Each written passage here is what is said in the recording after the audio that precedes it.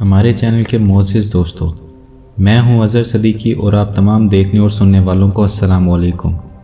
معزز ناظرین، آج ہم ایک نئے موضوع کے ساتھ دوبارہ حاضر ہوئے ہیں اور آپ کا ہماری ویڈیوز پسند کرنا ہمارے لیے باعث فخر ہے۔ اسی طرح ہماری ویڈیوز کو لائک کیجئے اور چینل کو سبسکرائب کیجئے اور ہماری حوصلہ افزائی جاری رکھیے۔ معزز ناظرین، آج کا ہمارا موضوع لیبیا ملک پر ہے۔ اس ملک کا کل رقبہ 6,79,536 مربع میل اور آبادی تقریباً 50 لاکھ کے قریب ہے۔ اس کے مشرق میں مصر، مغرب میں الجزائر، جنوب میں نائجیریا اور سوڈان ہے، شمال مغرب میں تیونس واقع ہے۔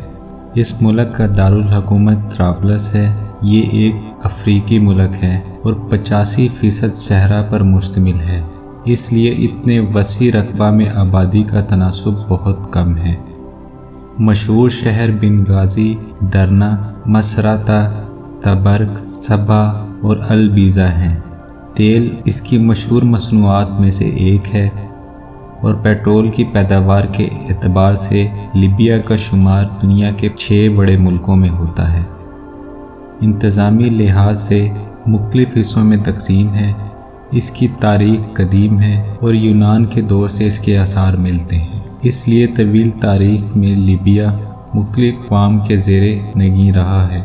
642 میں عربوں نے اسے فتح کیا۔ 1556 تک عثمانیوں نے اس ملک پر حکومت کی۔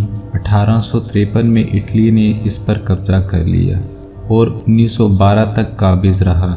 اس دوران یہاں کے باشندے اٹلی کی سامراجیت سے آزادی حاصل کرنے کی جدوجہد میں مصروف رہے اور دوسری جنگ عظیم میں اٹلی کو کافی نقصان اٹھانا پڑا، تو برطانیہ نے یہاں ایک عبوری حکومت قائم کر دی۔ اس کے بعد لیبیا کے مستقبل کے متعلق 4 طاقتوں امریکہ، برطانیہ، فرانس اور روس میں مذاکرات شروع ہوئے۔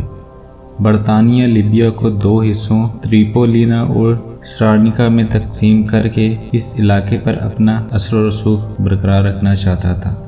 دوسری طاقتوں کے بھی ذاتی مفادات وابستہ تھے، اس لیے ان میں کوئی سمجھوتہ نہ ہو سکا۔ اس لیے لیبیا کا معاملہ اقوام متحدہ کے سپرد کر دیا گیا اور 21 نومبر 1949 کو اقوام متحدہ نے لیبیا کو آزاد کرنے کے متعلق قرارداد منظور کی اور بالآخر 24 دسمبر 1951 کو لیبیا آزاد ہو گیا۔ لیبیا کو یہ اعزاز حاصل ہے کہ آزاد ہونے والا یہ پہلا افریقی ملک ہے۔ آزادی کے بعد لیبیا عرب لیگ کا کارکن بن گیا اور بعد میں اقوام متحدہ کا بھی کارکن بن گیا۔